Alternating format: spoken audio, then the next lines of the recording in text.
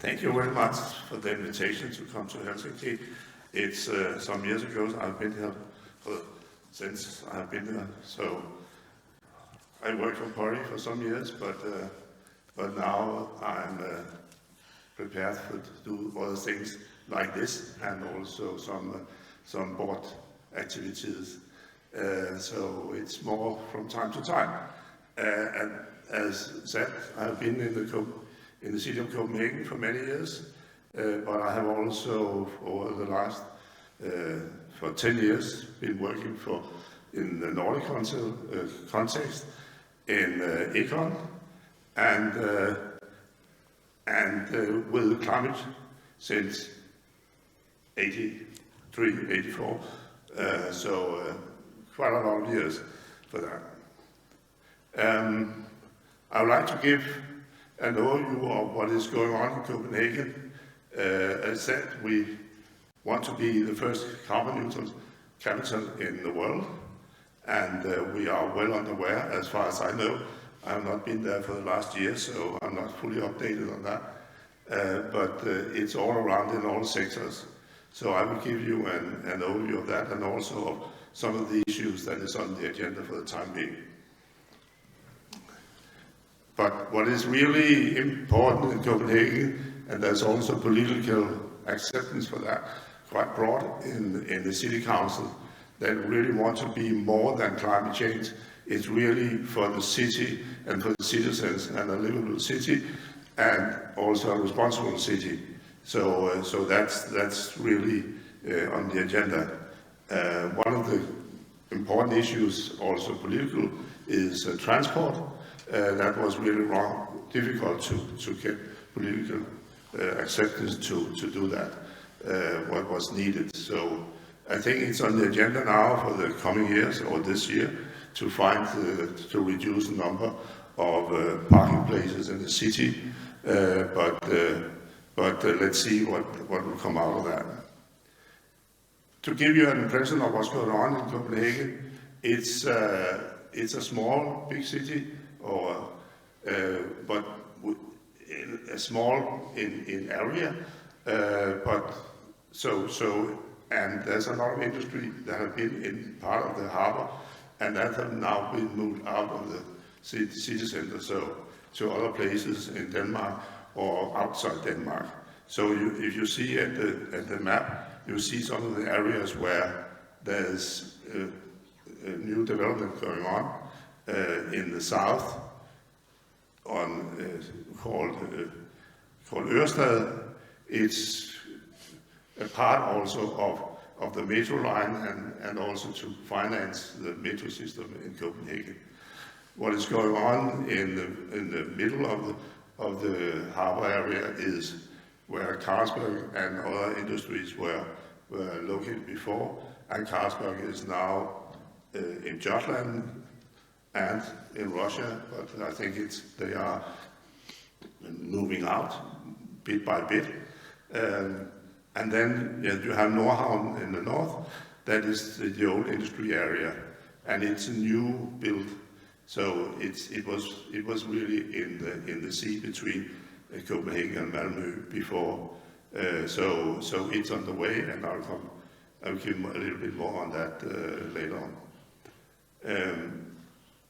You have then to the right, Refshaleøen, that was the shipyard. It was closed 20 years ago, so it has been a greenfield, but now it's discussed how it's possible to develop the area. And there's also political discussions on how big is it really needed that Copenhagen has to be, because it could also be outside Copenhagen, another part of Denmark. So just a few figures about Copenhagen, how it is. 650,000 inhabitants in a metropolitan area, so that is really the northern part of Zealand too. It's 1.3 or 1.4, and then the greater Copenhagen in the metropolitan area of Copenhagen, it's 4.4 million. So that's really what's on the agenda and how it's working. You can see also the specific on what is how many people are living in homes and how much is in public houses, and also how many are people in apartments are living in apartments, and that's important also to understand what is the challenges in Copenhagen. So it's not big apartments as such. In few areas it is, but it is relatively small apartments and also public or social housing. If you look at Nordhavn, you can see the area here. It's only the inner part that has been really in physics in the last decades, but all what you see at the top is new developed and will be delivered in the coming 3 decades, and most probably around 40,000 inhabitants will live in that area.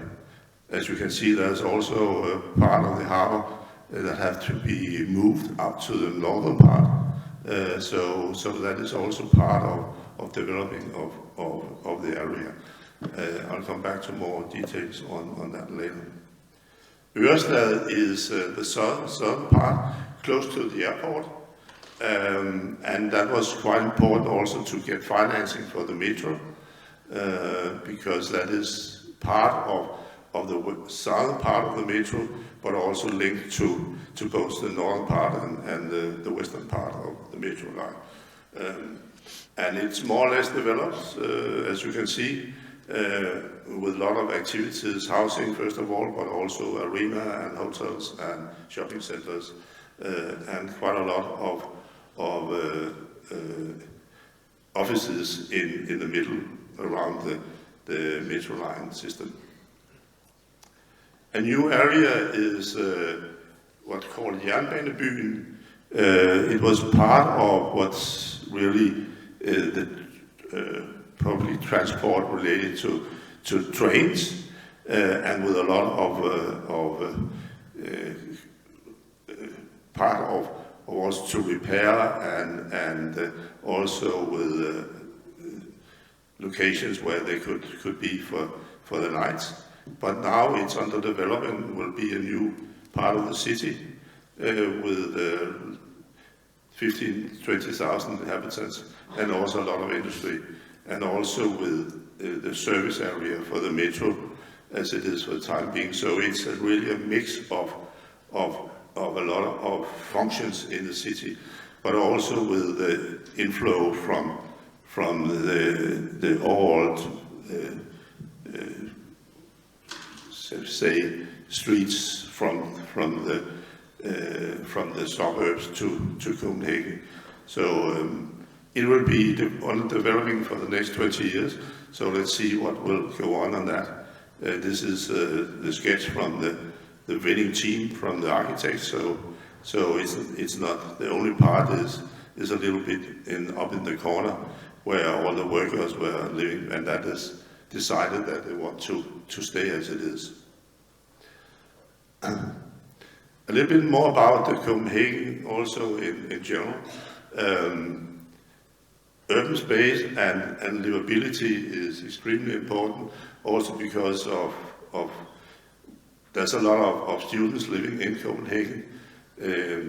Many of them have still also the financial possibilities to live there, despite that it is quite expensive to live in Copenhagen, and also housing is increased in prices, but not as much as many other cities in the Nordic. So we see that young families are now moving out because it's too expensive to live there, and when you get children number 2 and so on, then you move to the suburbs. Some of the other activities, the harbor area is essential and has been extremely important for transport to the industry in and out of the city, and decided from the city council that they want to make the harbor clean, So that was an activities going on for 5-10 years to be sure that that was possible. And when that was introduced and also affected, then they decided also to make possibilities for people to have swimming in the harbor. So there's now, this is the first one, it's 20 years old and has now been under reconstruction. And now there's 6 harbor baths in the city, and most probably there will be more in the future. It's not allowed to bath from the quay as it is only in the harbor baths. So the police is also around to be sure that people are behaved as they have to do. This is on the other side of the harbor, where you see part of, this is Marriott Hotel, and also with facilities along the harbor to make it attractive for citizens to use the harbor also on other sides of all part of the year. So, and if you go more into the details in districts in the city, there's a lot of development also to make it more attractive to use the city locally. This is a combination of let's see, a multifunctional house with possibilities for activities in the evening, but also over the day with sport, but also with possibilities to have meetings in different locations in the house, and then of course close to the channel that is on Christianshavn. A little bit more about the climate plan as it is. It was decided to make this ambitious plan in the City Council in 2010, and on that they decided also to have a more precise implementation plan. And so that was decided in 10, as I said, and also to make a secretariat for that, and with also people that really have the different sectors from housing, but also transport, but not least also energy. We have a lot of energy production in the city, and the city of Copenhagen owns, in fact, the power plant in Copenhagen, so they have also muscles to show what is possible to do. There's 4 pillars in the plan. Energy consumption is really the most important part of the plan, to reduce phase out coal and have biomass in, and it is fully implemented, and then have more active energy production, also with a decision to build up with wind turbines in the harbor or in the Copenhagen area, but also in Denmark, and focus on green mobility, not least in biking. Copenhagen is in quite important biking city, and then of course also activities related to city administration, and use the city administration also as a kind of vehicle for testing new possibilities in the city. 99% of all heating in Copenhagen is district heating, so having that on biomass, then you also have at least make the solution on related to climate change, and 99% is more or less all. There's a few areas or a few buildings that is outside the program. As I said, wind energy, there was just last week gave allowance to make the plan or the wind turbine park in Køge Bugt between Copenhagen and Køge, and so that was in fact the first movement on that in Denmark. There's a lot of wind turbines park on sea that is waiting to get the final approval. There's discussion with the EU Commission on some of the regulation related to that. So, but this one was allowed to start up, and they have more or less already the contracts, both with related to the turbines, but also with the construction in sea. Energy consumption is important because all what we can reduce is also good for the climate. And it has been difficult to get approval from the City Council to make a more precise involvement of that. There's now a program called where they go in with more precise activities with householders, where we can see that there's where the consumption is too high.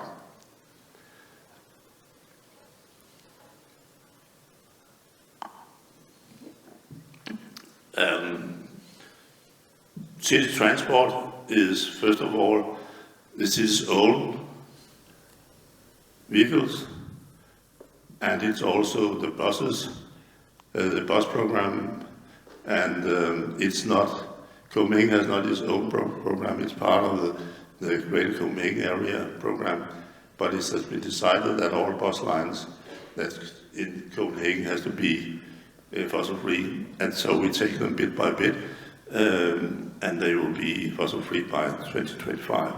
And then there will be a lighting program all to make LED light in streets, and it's not fully implemented, but it's a program together with the French company Citylux, so they are also taking the advantage of having the day-to-day work on that program. Circular economy is also on the agenda in Copenhagen, not least because we also have a quite big waste-to-energy plant, and important that we also related to EU regulation can show that there's a focus on reuse and repair, and of course also to have sorting in the household. So we have a program with 10 fractions of sorting. So it's more or less everything. And that has been quite a lot of program, a big program also to show to the people in Copenhagen that it is possible. And important to say that it's not only in Copenhagen, it is also now a national program.